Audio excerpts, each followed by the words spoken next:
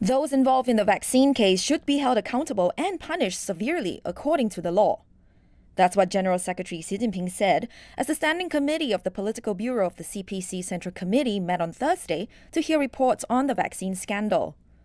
In the meeting, Xi said safety should be ensured and public interest and social stability should be safeguarded.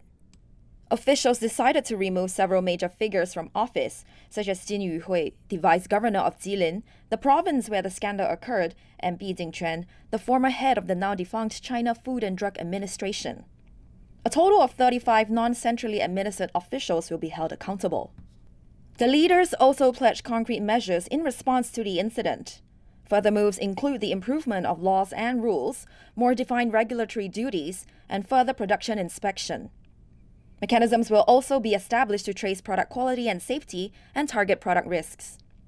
Health authorities will revaccinate children who were given the substandard vaccines free of charge. Natalie Pang, CGTN.